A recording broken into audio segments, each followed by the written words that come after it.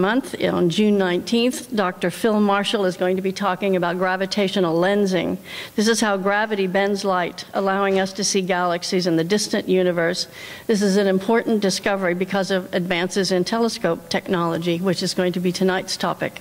Then on July 21st, Dr. Steve Croft is going to talk about radio galaxies that have trillions of stars with huge black holes in their centers, and they spew out enormous jets of material at close to the speed of light. So that would be very, very exciting for a July talk. We welcome you to be sure to come back. Our speaker tonight, Michael Bolte, received his undergraduate degree in physics from the University of Central Florida, Master of Science degree in physics from Florida State University, and PhD in astronomy and astrophysics at the University of Washington. After a postdoctoral position at the Dominion Astrophysical Observatory in Victoria, BC, he was awarded one of the very first prestigious NASA Hubble Fellowship Awards. In 1993, he joined the faculty at UC Santa Cruz with a joint appointment in the astronomy and the physics department. He chaired the William M. Keck Observatory Science Steering Committee and the California Extremely Large Telescope, those are L, Extreme Large Telescope initials, project, and the steering committee for the 30-meter Telescope Science Advisory Committee. He was a member of the board of directors overseeing the Keck Observatory and has been a member of the 30-meter Telescope Board of Directors since 2005. From 2005 to 2012, he served as the director of the University of California Observatories, overseeing also the Lick Observatory and the UC Observatory's extensive labs and shops. Tonight he's going to talk about the 30-meter telescope. And last month, I brought a long piece of string, and I put it in this corner back there and laid it out to that red box that's on the wall back there. So that's the diameter of the 30-meter telescope, so we'd all be sitting in it easily. 30-meter telescope is a next-generation giant telescope with 9 times the collecting area of the Keck 10-meter in Hawaii, and it has a primary mirror of 30 meters in diameter composed of 492 hexagonal segments. The TMT, as it's known, will be able to resolve details 12 times sharper than the Hubble Space Telescope. It has high-performance sensors and actuators that control the mirror in real time, keeping it in a proper optical figure. And we will hear about the suite of very sophisticated instruments for this telescope.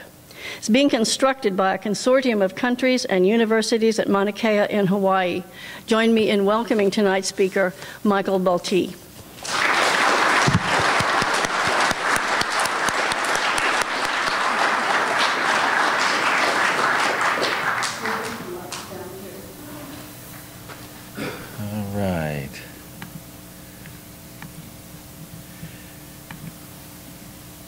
Let's see, did I go live with my mic here? Is mic properly? So thank you very much. Don't forget your lapel. And for inviting me. Turn it on. I think mine's on. Oh, okay. What do you think, Sal? Are we good? Yeah, all right. Yeah, so here I am. I'm talking about the 30-meter telescope project. And this is a funny talk, I have to say. I'm going to talk about a bunch of things. Starting with why we build telescopes. So the first telescope was actually not Galileo's, even though he made the first superb use of a telescope. There was a fellow here named Hans Lippershey who applied for this marvelous patent. This is the language from the patent. Seeing things far away as if they were nearby. So that's what telescopes do. He didn't get the patent. It turns out it was felt that people who made spectacles already were doing this kind of stuff. And I guess that was true. But a year later, Galileo built this little guy, had a 3-inch diameter lens that collected light. It wasn't constructed very well, so they had to mask out the outer parts. So he mostly used his first telescope as a 1-inch telescope. But it was 1 inch instead of the diameter of your eye, and it had a magnification, that's part of the telescope part, of 33 times. So what did he do with that? He did a bunch of things. So these are his observations of Jupiter, right? So he noticed that these line of what looked like faint stars, in fact, were orbiting around Jupiter. And what did he get? So with a telescope, you gather more light than you can with, the opening in your eye. So if you have a 3-inch or a 30-meter telescope, that's really to catch more light from the sky. So you can see per unit time fainter.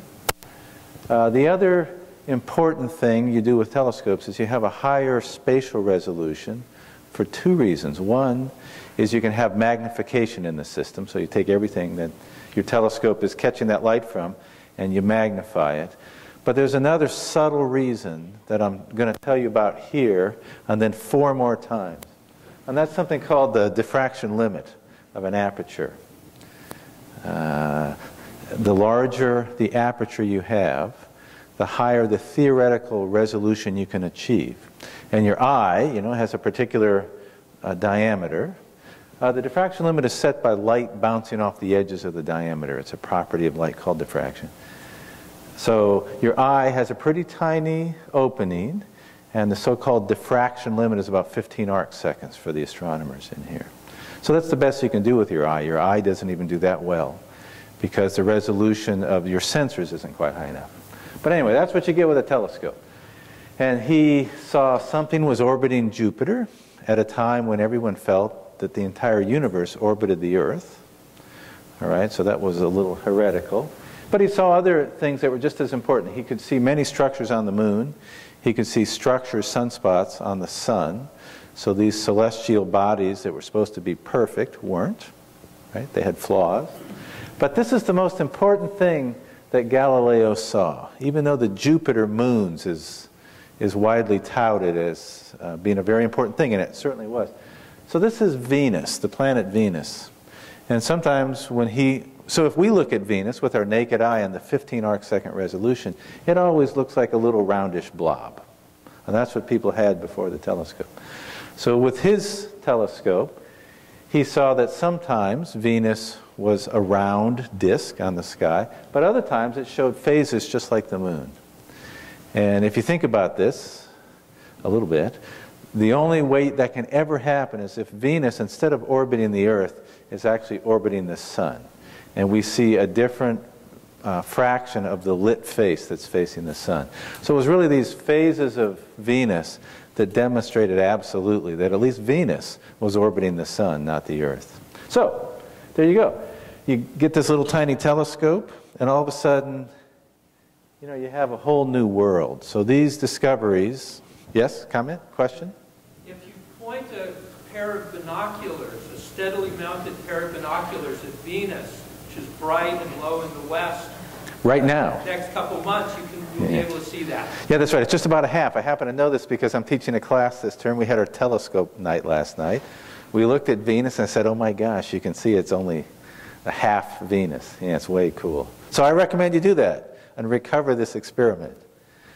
So, he got that little tiny telescope, and all of a sudden we had a completely new universe that we lived in. And this is what telescopes and other instruments of astronomy have been doing for us ever since. And I have one more example, just because it involves Lick Observatory.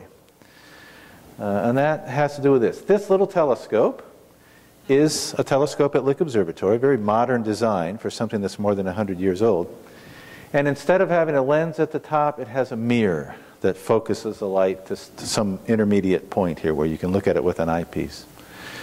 And this was the first, and the diameter of that mirror is 3 feet, 36 inches.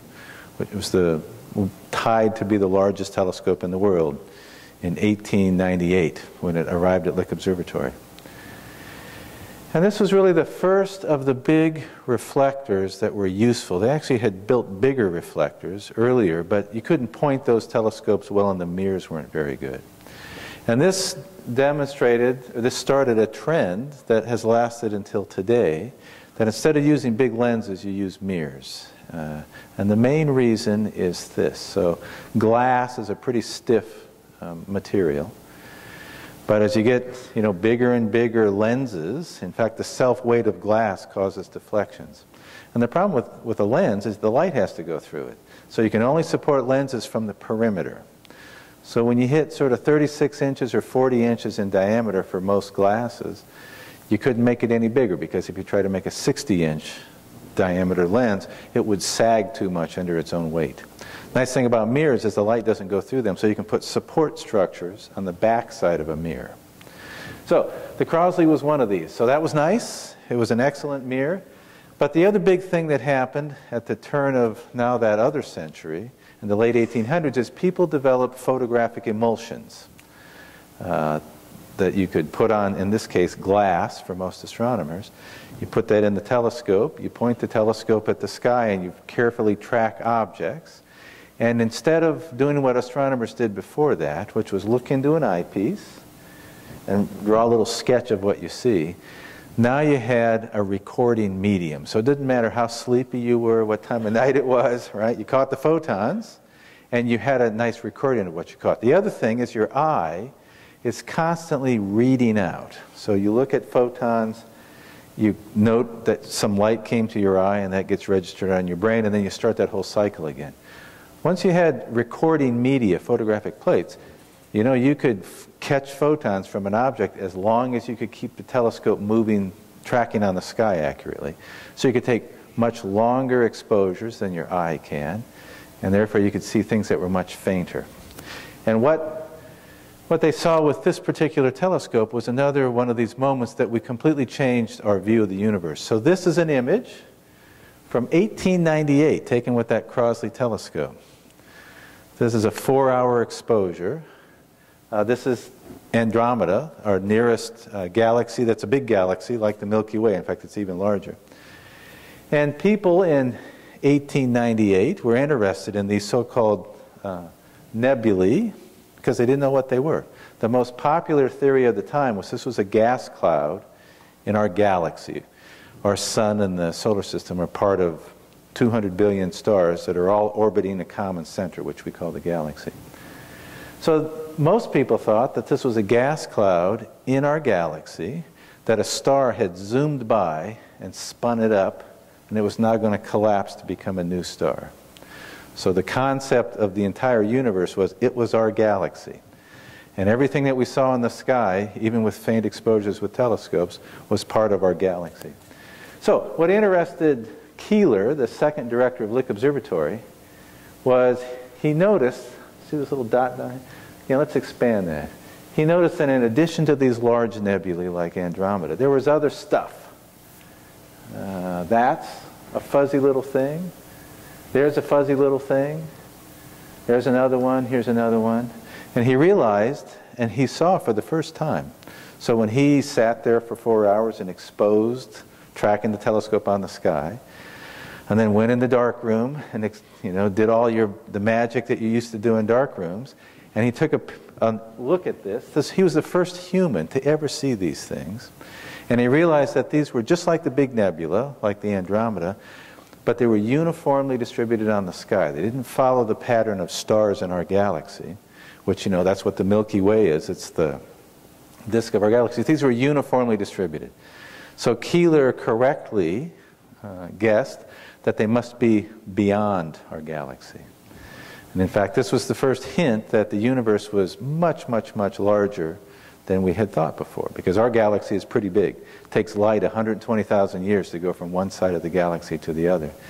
But in fact, we now know, and this was the first hint, that our galaxy is just one of billions like it out there. So the universe went from a little tiny cozy place, well, it actually went from the solar system and everything going around the Earth, to our galaxy, our nice little galaxy, to this absolutely vast place. And this all happened, and he took these plates in the late 1800s, early 1900s. The debate took about 20 years to get settled, whether it was a compact universe or a big one. And I would claim that this is not because humans are smart, but because we built bigger and better telescopes and had these new techniques, which are emulsion. So this is what I just said. And we now know if you take a photograph of the sky with the Hubble Space Telescope of any place, there are galaxies everywhere. The universe is vast and full of them. Okay, so just a little thing. Why are telescopes hard to build? And the main reason, and when I say telescope, I mean the mirror plus the telescope. The main reason is because we're trying to observe visible light that our eyes are sensitive to in most cases. And you have to have optics to focus that light, to get sharp images at least. You have to have optics that are smooth to a fraction of the wavelength of the light that you want to observe.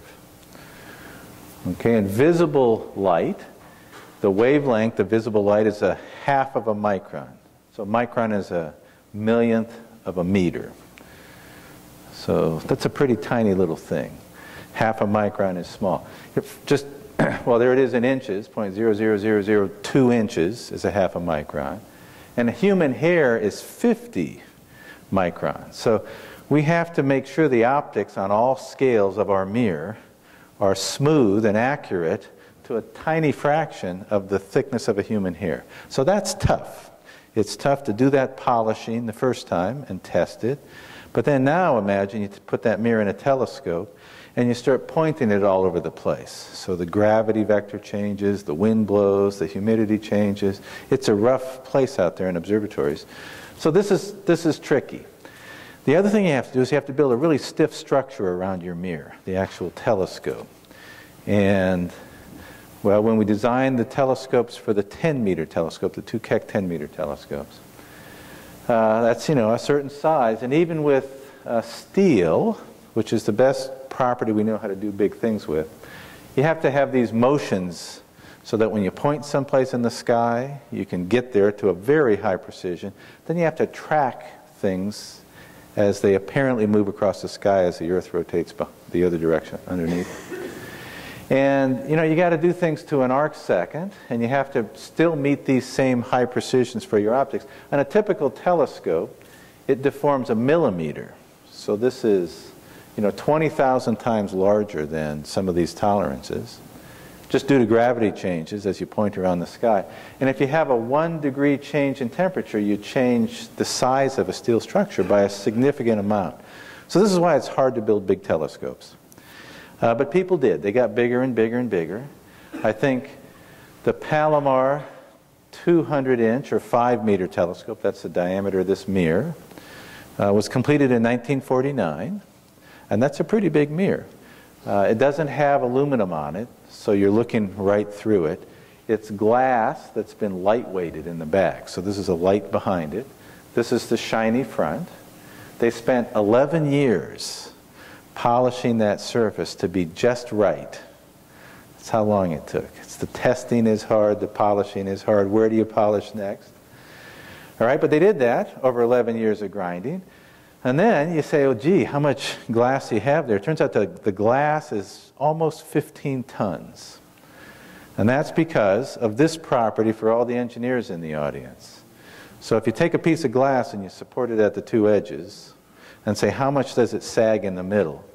The relationship goes like the radius to the 4th power and the thickness squared. And if that doesn't make any sense to you, I'll just tell you that's bad news.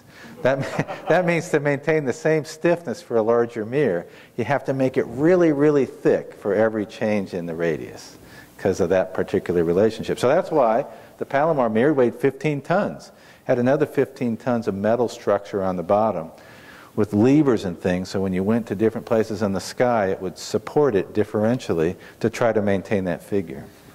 And it worked. You get great images with the Palomar telescope no matter where you point it.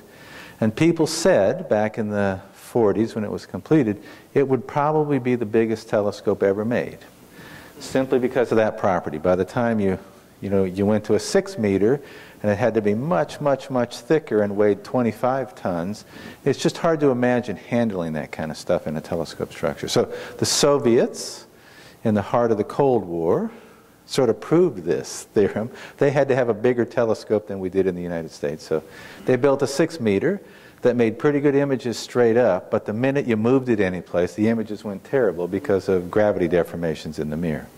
So that was it. People said this is as big as they're going to get. So what changed was in the 1980s, these two friendly-looking fellows, this is Jerry Nelson and Terry Mass, they were physicists at Berkeley. Then they've been at Santa Cruz for the last 20 years, so they're my colleagues in Santa Cruz. They said, you know, we know how to make a bigger telescope. And that is, instead of just, you know, pouring an even bigger piece of glass that's even thicker, they would make individual segments that were hexagons in shape. If you think about it, you can pack hexagons very tightly. You can't pack circles tightly, for example. Hexagons you can, triangles you can, squares you can. They picked hexagon mirrors, and they said, we're going to polish each one to be some part of a larger mirrored surface. We're going to put sensors along their edges so we know if one is moved with respect to the other. We're going to put actuators, so if one moves, we can move it back to where it's supposed to be. And we'll put the whole thing under computer control. So in 1975, the word under computer control, the phrase meant nothing, right? But by the middle 80s, all of a sudden we did have computers, and people could solve, do matrix calculations. So everybody thought these guys were nuts because there were a bunch of hard things. The first hard thing was when you make a mirror, and I bet there are people in this room who've made a mirror for a telescope. It has this really nice property that the axis of symmetry is in the mirror. So you can set it on a table, you can spin it around, and you can have radial things that polish it. And it's azimuthally symmetric, and that's easy. But if you think about a big mirror that has pieces that you've made separately, the center piece is easy to make, but the ones that are off-axis, they don't contain an axis of symmetry, a physical one, that's the center of the mirror. So you can't just spin them around. And you say, oh, that doesn't sound too hard. In fact, it's very hard to figure out how to make one of those off-axis segments, how to get the figure right. So Nelson proposed that you'd take, this is a piece of glass, right, a blank, and you'd put forces around the edges. The original forces were they tied weights with sand in them. I mean, bags with sand to make weights. This is called stress mirror polishing.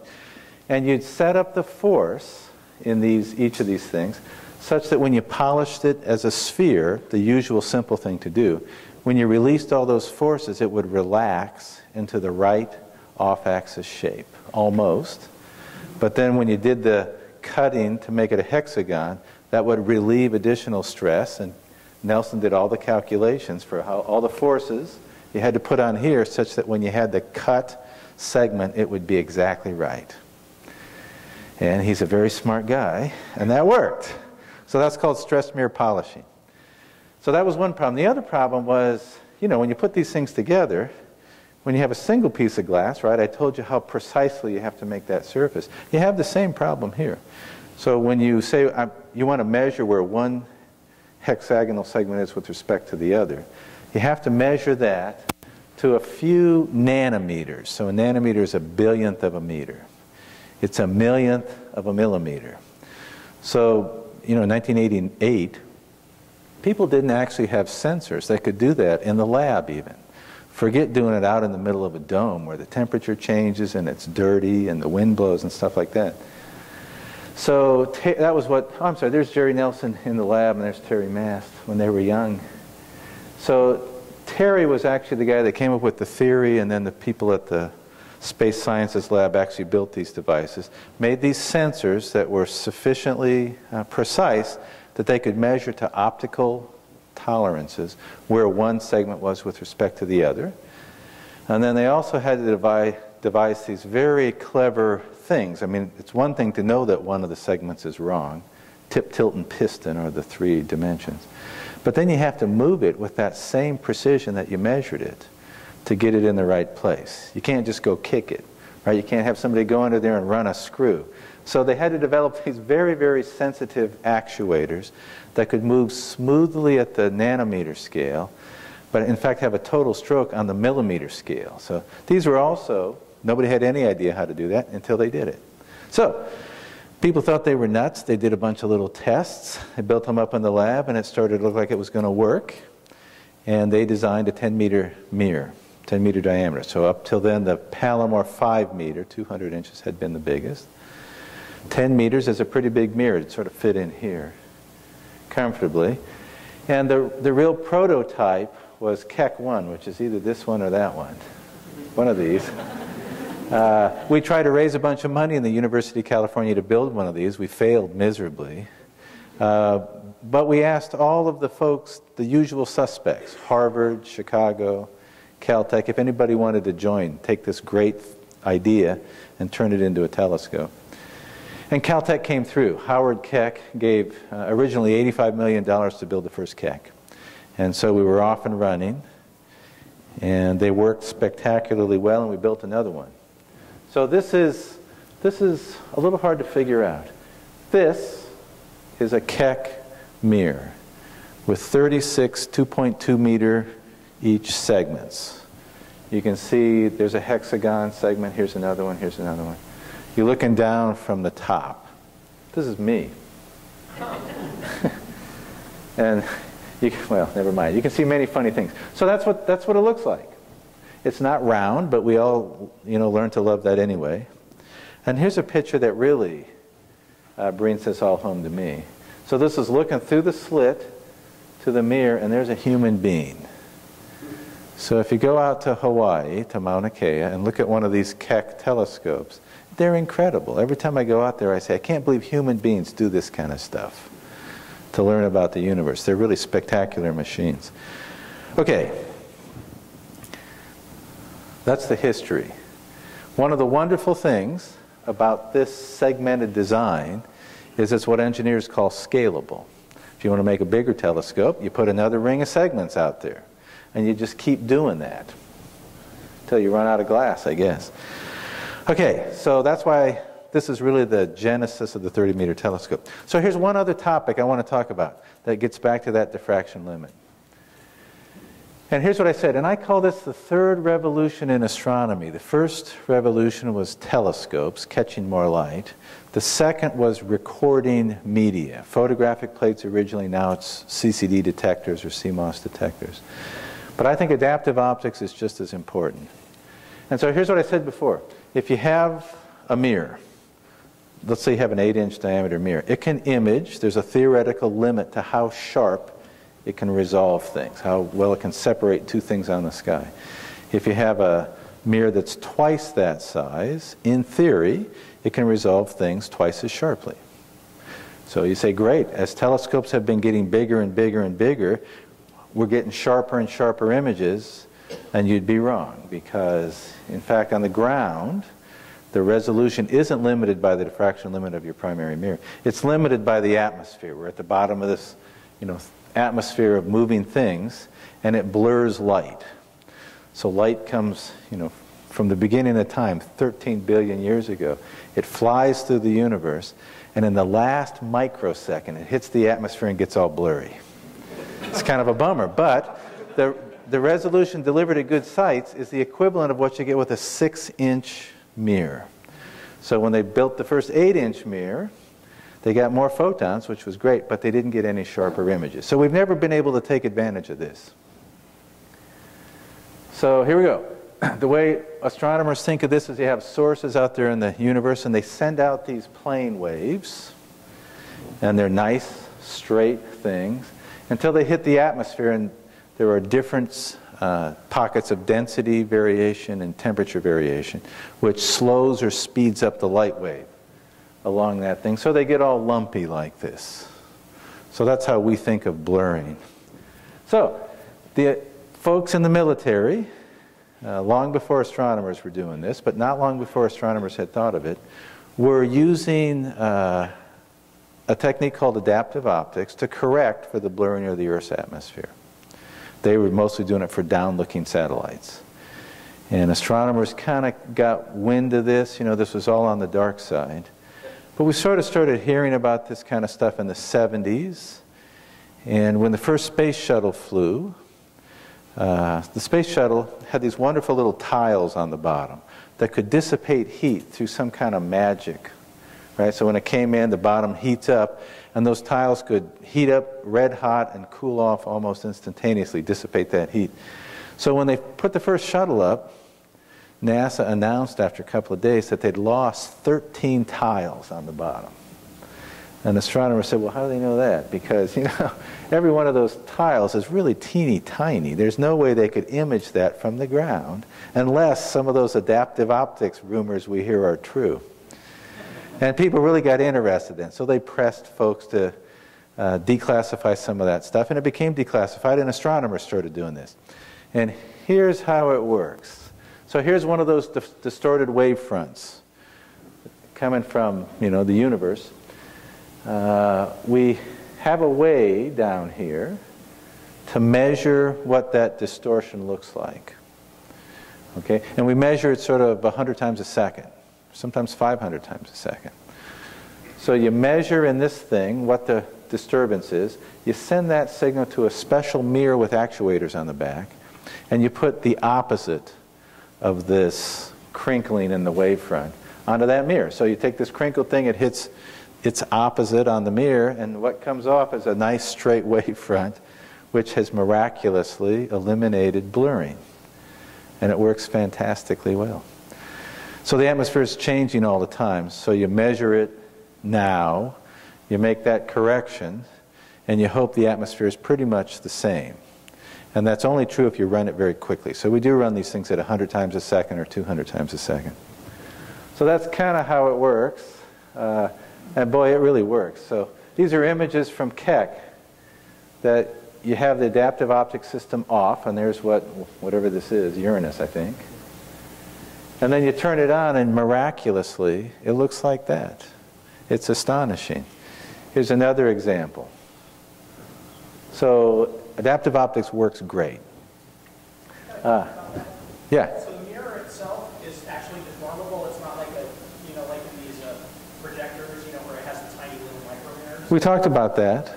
So TI came out with that concept years ago. But what we use in all astronomy adaptive optics system is a for real deformable mirror. Typically they have 1,000 actuators on the back. Yeah.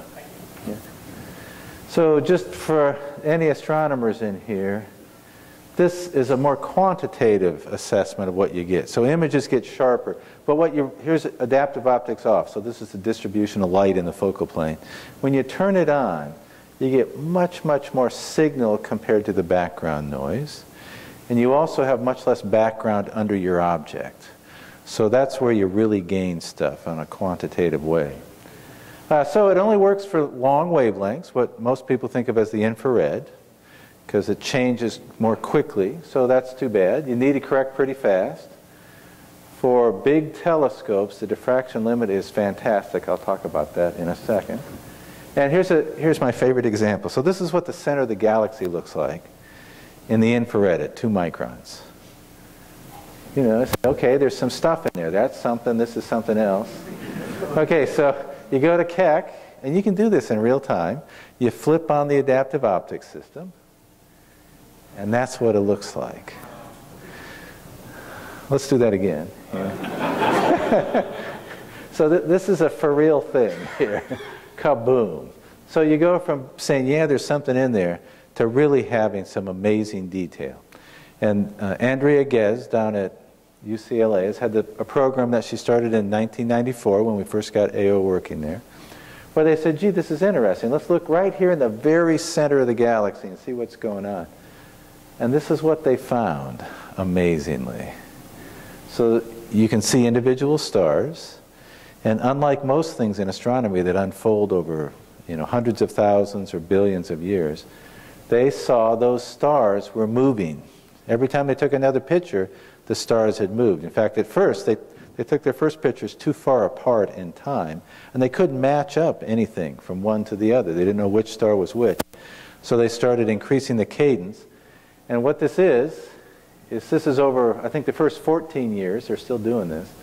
These are orbits of stars around something right there.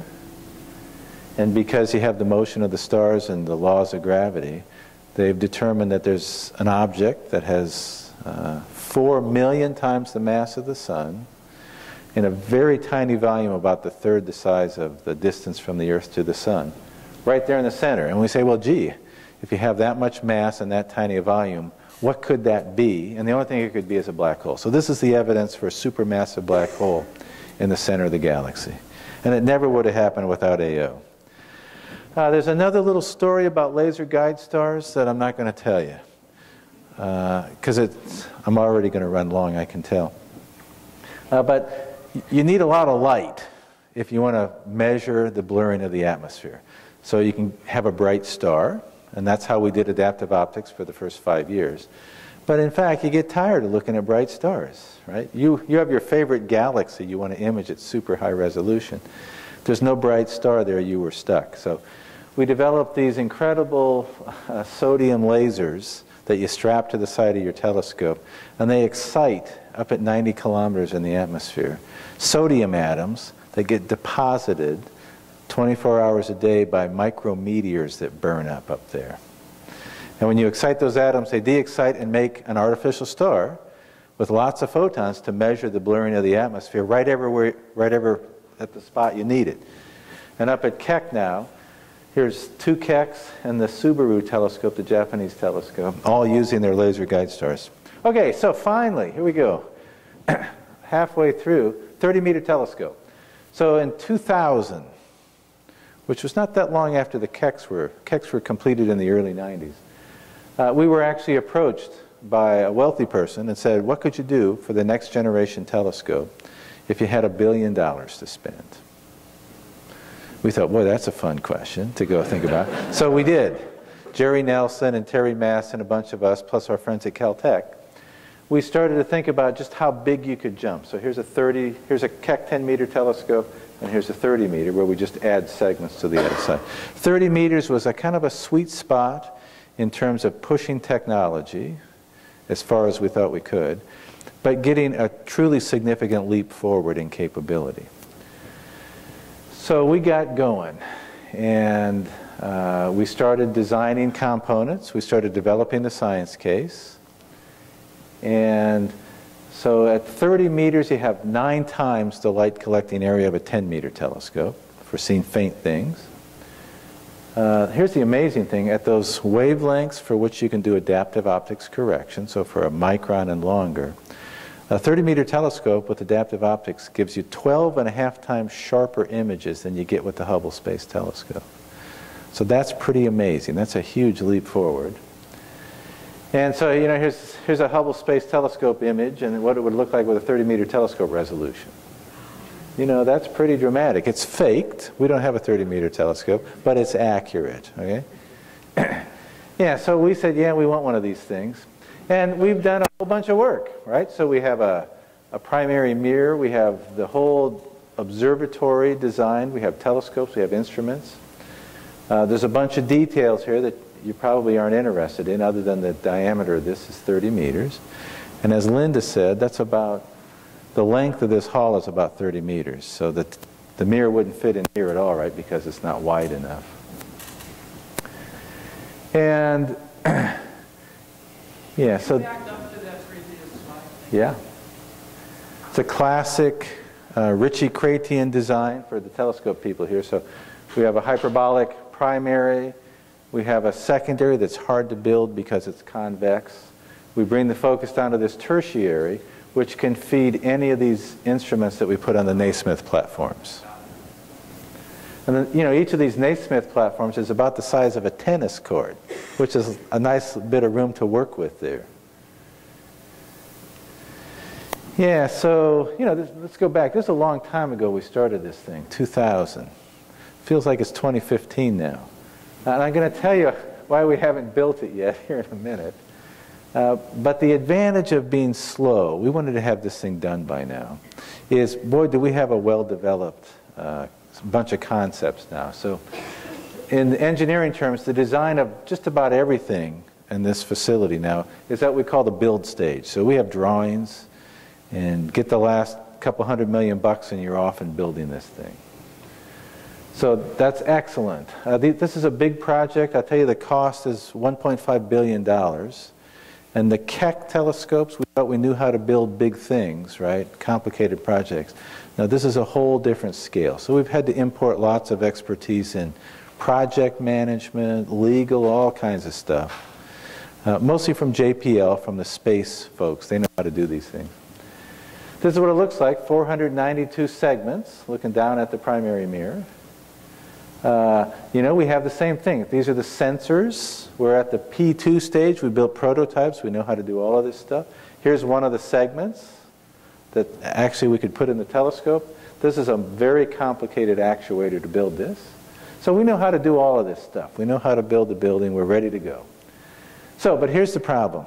2007, the Gordon and Betty Moore Foundation, that used to occupy a space right over there, made an extraordinarily generous gift of $200 million. They'd already given both Caltech and UC $50 million for design studies.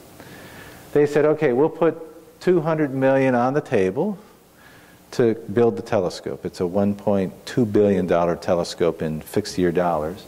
So that wasn't enough, so we needed to find some more money. So this is me, how I looked for about 4 years on airplanes all over the world. So now the usual suspects aren't Caltech and Harvard, they're countries, because this is a pretty significant investment in scientific infrastructure. So, you know, we were short $1 billion. So we spent a bunch of time. I don't know how many trips I made to various countries. But in the end, we had as our partners, actually Canada's been on board since the beginning, Canada, Japan, China, and India. So those are our partners that each agreed to put in between $180 million and $400 million each to get the project done. And I could give a whole super boring talk about what it takes to put together an international scientific partnership like this. You can just imagine, you have to make sure all your partnership agreements meet the legal, muster in 5 different countries. It's already complicated enough. You got to decide who's doing what. You have to decide what happens if things go wrong. So we do, if we have disputes, those get settled in the court in Singapore. We set up a company to build this thing, which is a standard Delaware company. I now understand why companies are incorporated in Delaware. And boy, was this complicated to put together the partnership agreement. And we used to have these cozy little board meetings. This is a board meeting in, I think this is one in China. And they look like these UN things, right? We have people speaking different languages. We have interpreters. We got microphones in front of us that we turn on. So it's a big project for sure. Okay, so here's a complication. The site that was selected is Mauna Kea in Hawaii. I know some people in the room have been there. There's a group of telescopes up there already. The reason Mauna Kea is such a great site, it's dark, it's tall, it's almost 14,000 feet, so you're above much of the atmosphere. It's very dry, so for certain observations, not having water vapor is very useful. The most important thing by far is the fact that the viscosity of the lava that comes out of the ground in Hawaii is really low. So that means when you build a mountain, the viscosity is low, so the lava runs really fast and the slope is very, very gentle. When you fly into the Big Island, it's hard to believe those peaks are 14,000 feet because the slopes are so level. So what that means is you're out in the middle of the ocean. You don't have a lot of local heating from the sun. You have trade winds that come in from the ocean. They run up that very gentle slope. They go right over the top, and you never have turbulent instabilities. So that means the air is extraordinarily stable above Mauna Kea. So this is a fantastic window into the universe. Okay, but it turns out Mauna Kea is a complicated place to build a telescope. Mauna Kea holds a very special place in the Hawaiian culture, in fact all of the Polynesian cultures. It's the highest point in the Pacific. It's the point where the lifeblood of the Hawaiian people flows through that mountaintop to the heavens. And the telescopes that were put up there years ago, they didn't worry about any of this stuff very much. So it was just seen as a wonderful place to do telescopes, and all the management of the mountain up there had a lot to do with making sure it was a great place for astronomy. But they didn't worry too much if it was a great place to also continue to do these cultural practices, which were so important. So there are many bad feelings that have built up over the years. So when we started this permitting process a long time ago now, 2007, we spent a bunch of time meeting with everybody from the governor to the staunchest opponents of astronomy up there, and just tried to listen carefully. How could we coexist with these other uses for the mountain? And the 3 major issues up there are environmental stewardship. Even though it looks like Mars, there are a bunch of special species up there, both flora and fauna. that are only exist at the top of Mauna Kea. You need to make sure you have good environmental stewardship. The coexisting with the cultural practices up there is clearly important.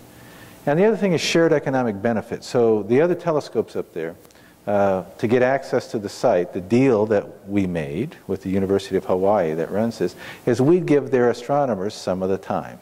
So for example, in Keck 1, University of Hawaii astronomers get 10% of the time, just as part of the access to the site.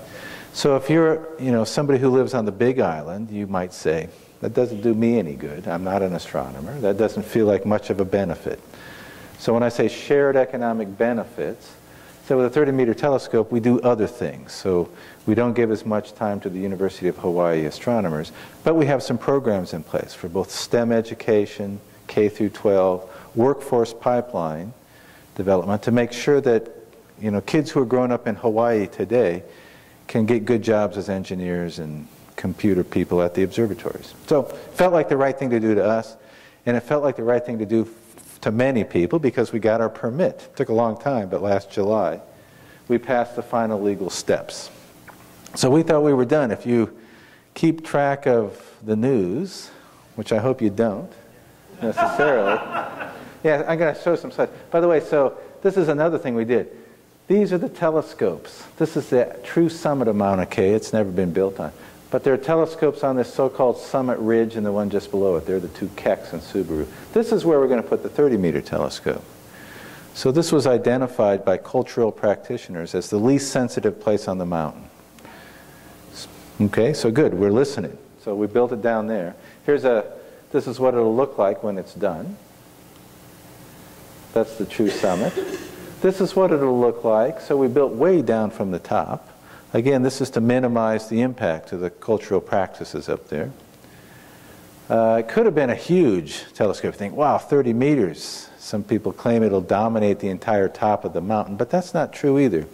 And it has to do with how curved the mirror is. This is the speed of a mirror for those who do this kind of stuff. So here's a 30-meter telescope compared to the two Kecks. If we'd had the same speed of the primary as the Palomar telescopes, would have been really huge. If we had the same f1.75 of the Kecks, this is what the 30-meter would have looked like compared to the Kecks. But in fact, it's a very fast mirror. So it's got a deep bowl and it focuses the light close. So the 30-meter telescope is much, much smaller than you'd expect for such a big jump in size. That's what it looks like compared to Subaru. But when we had our groundbreaking in October, it was in fact stopped by protests. And I think you can see all three aspects of the protest here. So some people are up here talking about cultural practices. They feel that this is a violation of the sanctity of the mountain to do anything up there. Some people, all these black signs have to do with whether we met the legal requirements. And that's, in fact, we did. That's wrong. But here's the real thing that we've run into, we realized. This is the Hawaiian flag. And there are many people in the islands who feel that the islands are illegally occupied by the United States of America. And a court, can give us a permit, but that has no bearing because we didn't get a permit from the Kingdom of Hawaii. And that's not a silly statement in a way. I mean, actually, it's 2015 and Hawaii is a member of the 50 states for sure. But if you look back at the history of Hawaii, it's not pretty, as is the case for many parts of the world, right? This is how the world's been built, for better or worse, in the last 500 years. So this is really what this is all about. And these protests have just built. It's a new world of social media. So, in fact, when we really tried to start construction at the beginning of April, it just flashed through social media, this enormous social injustice going on. And, a lot of people, that resonates with them very well. With me, too. So a lot of the base information of the protests was not very good. So we've been working hard to at least make sure everybody understands what we did and what we plan to do and what all the facts are. And, in fact, that's helped a whole bunch. We have many people on the Big Island in the native Hawaiian community who think this is a wonderful project for Hawaii. So anyway, that's too bad, and that's ongoing. So we talked to many people for 7 years. We clearly needed to talk to more people. So we're doing that right now. So finally, here in my last little bit, what are we going to do with this thing? Why do you bother to build it in this age? So I just have some science cases here. It turns out whatever you do in astronomy, you can do it way better with a 30-meter telescope than you can with any existing facilities, period. We have a few very specific cases that I'll talk about for a minute that you can do with a 30-meter telescope, and we haven't been able to do it with the 10 and 8-meter telescopes in the Hubble. So that's what really drives this thing. And that has to do with the early evolution of the universe, the formation of the first stars and galaxies. And the other one is this whole new field of extrasolar planets. So 15 years ago, the only planets we knew about were the ones in our solar system. Now we have literally thousands. We've realized that planets are all over the place in the galaxy. They're extremely common. And our solar system is not the common solar system at all. Most solar systems look very, very different than ours. So anyway, that's it. Typically in the past, you make these science cases to build your telescopes and get all your money. And the exciting things you do have nothing to do with that science case. This is what we call new discovery space. You discover stuff that nobody even knew to ask those questions before, and I'm sure that's going to be the case here. Okay, this might be too technical. Here's a spatial scale from an arc second to 1/100th of an arc second. And this is wavelength from visible light here to the near infrared. And here's a bunch of lines. So this is the next generation space telescope. And anything above that line, it can resolve. Here's a 10-meter telescope with adaptive optics. It can actually do better than the next generation space telescope. Here's a 30-meter, so anything above this line. So how do you use this? Here's the distance from the Earth to the Sun. That's that scale at the distance of the Orion Nebula. So you say, well, all of this we could never resolve with a 30-meter telescope. But if we had AO that worked out here, we could resolve one astronomical unit, the distance from the Sun to the Earth, at the Orion star-forming complex. Okay, that's pretty cool. So then you say, all right, what about protoplanetary disks? So the things that we think our solar system formed from. The Sun was in the middle, angular momentum kept stuff in the disk, and that's how the planets formed. Now, if you look at the size of those at Orion, you say, wow, all of this space here, this is a factor of 5. We'd resolve protoplanetary disks very nicely at the distance of Orion, and no other facility will do that. So that'll be cool. We'll get real images of things like the solar system in formation. The galactic center, yeah, some of this stuff is too technical, but let's just look at this one. Here's the Io, the moon of Jupiter. So it's about an arc second in size. So with a 30-meter telescope at these wavelengths, we'd resolve that into 200 separate resolution elements. So that's a pretty nice picture of Io. It's better than we did with almost any of the space probes that went out there. So that's pretty impressive.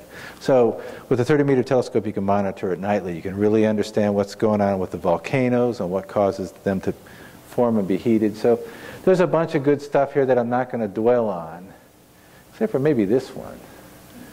So at a redshift of 5, this is when the universe is only 1 billion years old. So these are things that are unimaginably far out there. With a 30-meter telescope, we resolve galaxies way at the edge of the universe with many, many resolution elements. This won't just be a fuzzy blob. This will be 100 resolution elements over the surface of that galaxy. This is how you really understand how things look and how they work. Okay, extrasolar planets. I'm realizing that many of these are going to be too technical. It's fun to infer extrasolar planets through radial velocity techniques or something, but it's much more fun to actually take an image and say, oh yeah, there's a planet orbiting that star. That's all there is to it. So this telescope, because it has that tiny diffraction limit, it'll be fantastic for direct images of planets around nearby stars. We'll see, things like Jupiter orbiting their planet. And you can just trust me that all these little red dots, all these little black dots, those are planets that we think we'll be able to see at these distances with the 30-meter telescope. Direct imaging. And the other cool thing you can do with a 30-meter telescope is we'll have enough light that we can get enough signal to noise when we take a spectrum of one of those extrasolar planets I just showed you, that we could start to look for biomarkers. If somebody took a spectrum of the Earth, they'd say, wow, that is crazy out of chemical equilibrium. There must be a lot of photosynthesis going on that planet. So these are so-called biomarkers. People understand them quite well. And you know, 15 years ago, if you talked about searching for life, you were sort of a fringe person in science, and most of us didn't talk about that. But that's all changed. We now realize that there are literally billions of planets in our galaxy. And all of a sudden, I think this will be the most exciting discovery in the history of science if we discover life off the Earth. And these are the kind of things that we'll be looking for. Okay, remember that center of the Milky Way? So here's what it looks like with no adaptive optics.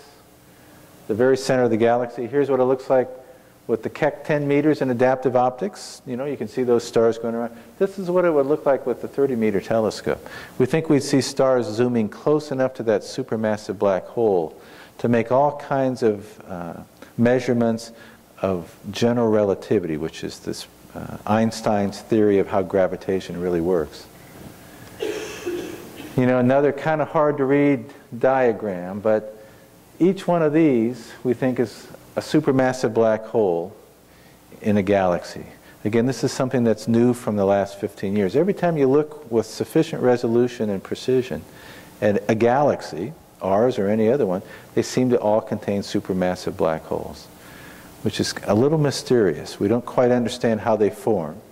But anyway, with current telescopes, we can see a handful of supermassive black holes. Here's a 30-meter telescope.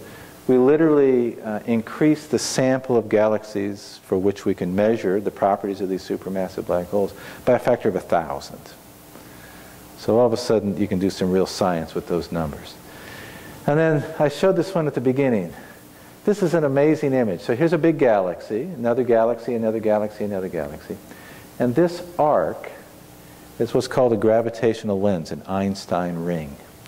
So there's a galaxy behind these, well behind it, that the light was bent by the curvature of space-time of this little cluster of galaxies, so that this thing which was perfectly aligned back there, we now see it in this circle. And you can see that this galaxy interrupts that circle because its local gravity distorts that background gravitational lens. So you say, well, so what? That's all pretty cool. Well, what we're looking for, and what these people are looking for in this program, is we'd love to see a distortion in this ring that had no associated galaxy. Because based on the theory of the formation of galaxies and what we see in the local group, there must be some little nuggets of pure dark matter surrounding every galaxy. We haven't found any around the Milky Way because they're really hard to see. But as we start to identify little kinks like this in these things, we say, wow, that can only be caused by a dark matter nugget out there. They got to be there. Nobody's ever seen one. Okay, I think I've talked about this stuff enough. Last bit of science. This is this incredible Hubble Deep Field image. This is actually the ultra deep field. So for those of you who don't follow this stuff, the two directors who go at Space Telescope Institute, you always give the directors some discretionary time. They can use the telescope for whatever they want. And you expect them to do some real science. So Bob Williams, who was the director 2 directors ago, he said, you know, I just want to point the Hubble Space Telescope at one spot in the sky, orbit after orbit after orbit after orbit. He used all his discretionary time one year, 14 days, and just see what we see. And he picked a spot in the sky that with most ground-based telescopes, you don't see anything at all. So he said, let's find the blankest spot of the sky we can. There's a teeny piece of the sky, so if you hold a grain of sand at arm's length, and your arms are, you know, relatively normal length, that grain of sand would subtend this much of the sky. So this is one teeny, teeny, tiny patch of the sky that looked blank. So this is what it looked like after they pointed the Hubble Space Telescope at it for 14 days. And this is a star in our galaxy. And someplace in here are 6 more stars in our galaxy. There's one. Anyway, so 6 of these things are stars in our galaxy. Everything else is an extragalactic system. Galaxy of, you know, between billions and hundreds of billions of stars in what used to look like an absolutely empty part of space. So you say, well, what are these things? Let's zoom in on one section here. Here's a star again. Yeah, it's the only star in this image. So these blue boxes, those are objects for which, with our current telescopes, you can take a spectrum. And once you have a spectrum of a galaxy, you find out how fast it's moving toward us or away from us, which can also place it in distance. You find out what its chemical composition is. You find out about its star formation rate. So spectra are how we really analyze things. And that's the best we can do with 8 and 10 meter telescopes. So the first thing that we're going to do with a 30 meter telescope when it's on the sky is look at all this other stuff. So we make these contrast masks, and certainly everything in a red circle will be a piece of cake with a 30 meter telescope. And when you take a spectrum of these, we have no idea what we're going to find. But here's what I think it's going to be. Here we go. So this is the universe. That's a picture of the universe. It started as a hot Big Bang. So this is the time axis.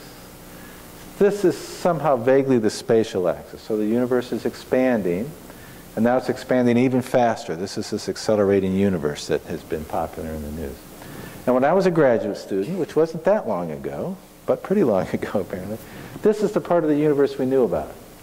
So here is now, and we sort of understood the galaxy and the local group of galaxies and the local clusters, and that was it. As we built 8 and 10 meter telescopes and used Hubble Space Telescope, we started to push observations further back in space, and of course because of the light travel time, that means we were looking further back in the history of the universe too. Right? So if you observe a galaxy back here, you see it as it looked when the light left it, which is 5 billion years ago. Okay? And we've kind of stalled out right about there. So we understand the galaxy, I mean the universe as it looks today. We understand how it was in Middle Age. We understand what it looked like in kind of elementary school now, or maybe middle school. That's back to here. But the 30 meter telescope, one of the real drivers we had when we picked that size, was we think we'll be able to look all the way through space-time to the very first objects that formed after the hot Big Bang. So the first stars and the first galaxies. At this point, we don't really know when they first formed. We don't know how they formed. Were they supermassive stars? Were they stars like the sun? We don't know. So I think this will be the most exciting thing we do with the Hubble Space, with the TM2 when we start off. And that's it. If you type in first stars, you get this beautiful watercolor by some woman who goes by Janet Sixwheel.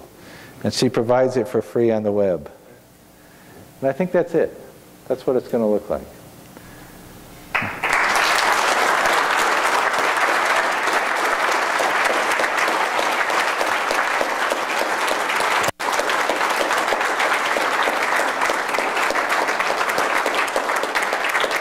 Thank you.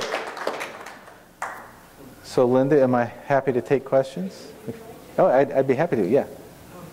What are the pros and cons of the TMT versus millimeter, submillimeter radio telescope? Oh, so that was a hard question. He said, what are the pros and cons of a 30 meter telescope versus a telescope that works at longer wavelengths, radio waves, and they complement one another beautifully. They're sensitive to radiation from different kinds of things. Right, so at long wavelengths, you're mostly seeing radiation from cool dust. You're seeing radiation from molecules, which you learn a whole bunch from. With the 30 meter telescope and working in the optical near infrared, these are much more the atomic processes that we're used to. Stars, that's where they put out most of their energy, and galaxies. So they're very complementary. Yeah? Two things. When is the date you think this will be going online? So right now, our schedule has us at the end of 2023, last quarter 2023. And I thought that many people here probably are not familiar with the Ritchie-Prescian design and why that is something very nice for scientific purposes. Yeah, so it's nice for these telescopes because it automatically cancels out aberrations of a spherical primary and a spherical secondary out to a certain field size. In particular, you get rid of coma. And so that's why we love it. you're never going to get a huge field of view with a Ritchie-Chrétien design like this. But we have 20 arc minutes, which turns out to be wonderful for the Keck telescopes and for this particular telescope. The downside of an RC design is it's really hard to make those secondaries because they don't have a focus you can get your handle on. It's a virtual focus. They're convex. But we think we know how to make it. Actually, we think the Chinese know how to make it. Perhaps I missed it, but did you say when this will be operational? Yeah, 2023, depending on when we actually get started. What are some of the first instruments you're going to have? Oh yeah, you said you were excited to hear about the instruments. I didn't tell you anything. We have a traditional wide field optical spectrometer. Works, you know, in the optical part it does 100 objects at a time on a big field. We have a beautiful little thing that works at the diffraction limit of the telescope. That's both an imager and a two-dimensional spectrometer. So it's an IFU, integral field unit spectrometer. And then we have a multi-object spectrometer that works in the near infrared. Also in the, yeah, exactly, it is Mossfire. Mossfire for this. Yeah? You talked about 30 meters being kind of a nice in-between point. Are there diminishing returns as you get further out on the optics? I mean, obviously the expense goes up dramatically, but in other words, it would be a 60 meter be like twice the resolution, more or less? Yeah. So there are two semi-complicated things. So adaptive optics, right? You have independent turbulent cells above your mirror. And if you have a bigger mirror, you have more independent turbulent cells. So you need to have more actuators on your deformable mirror to correct, you know, the 10 meter than you do for a 5 meter. And you need more on the 30 meter than the 10 meter. And right now, we can't do adaptive optics for the 30 meter. But we're assuming that by 2023, we'll be there, either computationally or the size of the deformable mirror. So if you can't do the correction at 60 meters, you don't gain nearly as much. So we sort of looked out a couple of generations of adaptive optics systems, said let's plan for that. The other issue beyond 30 meters is we build all this stuff out of steel. And we've got, what, 100 years of engineering with steel. We build bridges, we build skyscrapers. We understand how to engineer steel very well, and it's pretty economical. But at 30 meters, the self-weight of the structure starts to be, it's hard to make it stiff enough, basically. So if you go to 40 meters, you either have to go to a smart structure that's always measuring itself, and that's hard and complicated, or you have to go to some higher performance material, like some kind of carbon fiber. And you say, well, yeah, we know, we understand that, but we know how to build bikes. We haven't built any, 9,000-ton structures like that. So that was the other driver at 30 meters. The structural limitations. Yeah. Yes? The 30-meter telescope and the Keck telescopes obviously are 10 meters. What are the other telescopes that are on Mauna Kea, and when were they built? Yeah, that's a good question. Necessary once you got this magnificent 30 meters? That's a wonderful question. Can you repeat the question? Yeah, so let's just go back here to Mauna Kea. This is being recorded. I have to be careful what I say. Yeah, who are all these guys? All right? So the question was, who are these other telescopes? And if you have a 30 meter, do you need them? And that's exactly what many of the opponents to astronomy infrastructure are saying. So this little telescope, that telescope, they're all 30 years old. Well, here's the problem. But also, Mauna Kea is a spectacular site. So you can put a pretty old telescope there and it does amazing things. But the other thing is, remember, the telescope collects the light. And the science really happens in the adaptive optics system you build or the instruments you put on. And, for instrumentation for telescopes, it's improved enormously. And when we had this jump to digital detectors, wow, all of a sudden, a tiny telescope, the 3 meter at Lick Observatory, we could do spectacular stuff again. So you keep improving instrumentation and detectors, and telescopes have a remarkably long lifetime. Still, if it were me, I'd get rid of everything up there that wasn't state-of-the-art. This is a pretty precious place, both for astronomers and cultural practitioners. Only have stuff that's really at the cutting edge up there, is my view. I don't own those telescopes, or I'd say get rid of them. Over here. Along the lines of this, there was a list of certain descriptive positives that are associated with Mauna Kea. Is there another location somewhere else?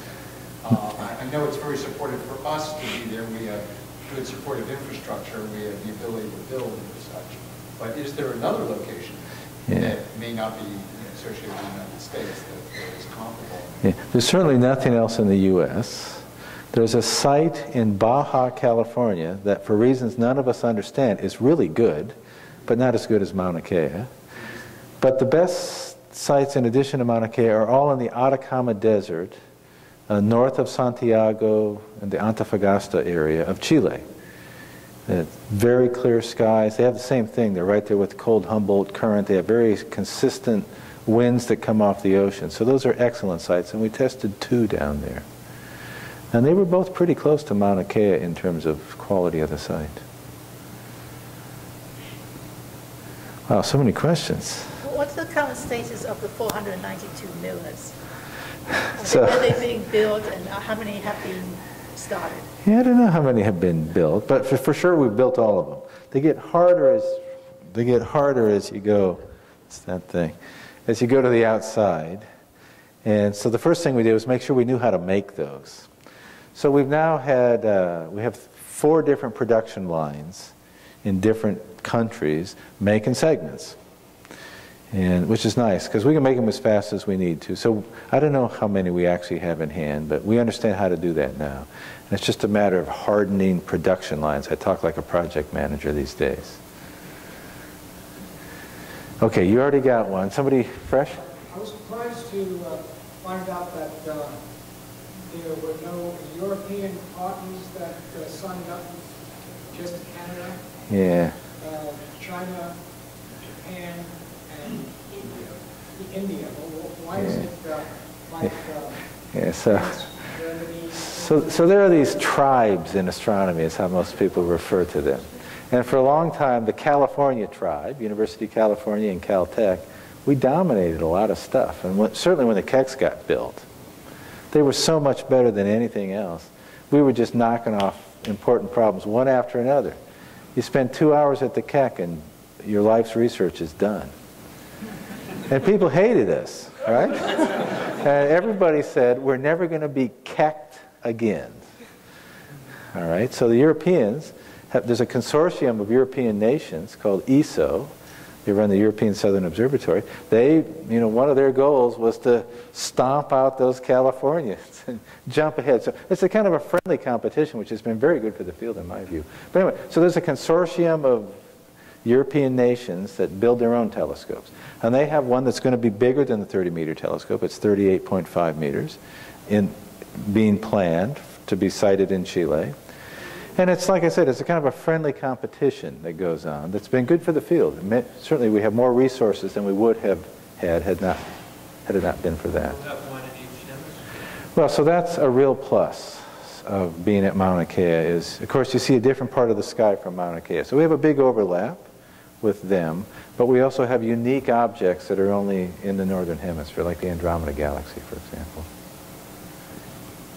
What are some of the obvious and maybe not so obvious gains if hypothetically you could build the 30-meter in space? Oh, well, so the nice thing about space is you don't have to do adaptive optics correction. You're above all that stuff. And that means, I didn't say this, for adaptive optics, you correct near your laser guide star or near your natural guide star. And the correction is pretty good, close to that, and then it gets worse and worse. From space, you can build a huge field of view, and the images are uniformly excellent. So there's that. Wide field, excellent imaging. The other thing is some radiation doesn't make it through to the Earth. So visible light obviously does. That's where our eyes have grown the way they have. But there's parts of the infrared spectrum that don't make it through. There's parts of the ultraviolet that don't make it through. So from space you get many more photons are of different wavelengths. So we'd all love to have a 30 meter in space. It'd be tough. The next generation space telescope is called James Webb. It is, in fact, a segmented mirror design, just like this. That's only so they can send it up and then have it deploy. So you only have to have it be as big as a segment on the way up. That's the tough part about space, is getting things up there. Yeah? What's the status of optical interferometry? I read an article several months ago in Sky Tel, and you've probably seen it, about why they stopped using the Keck telescope interferometer. And then I guess the fantasy would be to do a very long baseline optical interferometry with the 30 meter versus the 39 meter. You know, down that'd be very long. Yeah, that's right. That's fantasy, but you know, not beyond the realm of possibility. Yeah. So with interferometry, if you have two telescopes that you can compare the light at the same phase, that's a very difficult complication that comes from a source. You get the equivalent diffraction limit of the distance between the telescopes. Right? So for the two Kecks, it's 85 meters. So you can say you already have an 85 meter telescope, and you get the resolution of that, but you only get it along a line. You don't take a beautiful image of the sky at that resolution. So for the Keck interferometer, you could let the Earth rotate underneath the sky and add a few more baselines and start to put together a resolution, but you basically only measure something in one dimension with interferometry. And because you don't have a field aperture, the sensitivity is not very high. So for certain problems, they're fantastic, but they're not so good as a general tool, or they have not been.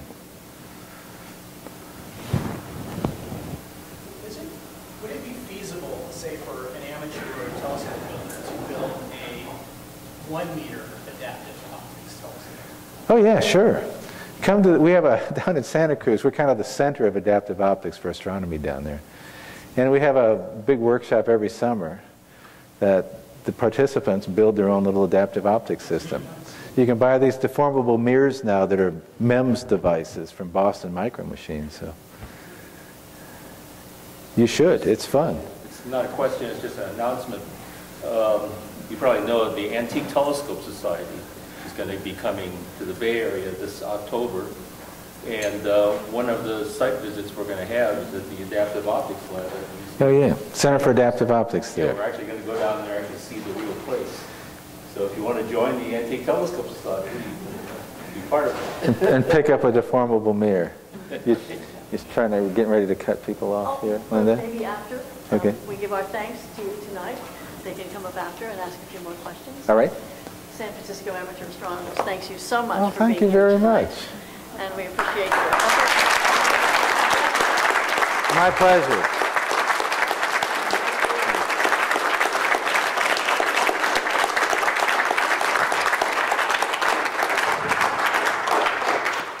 And of course, thanks everybody for coming out and being so interested.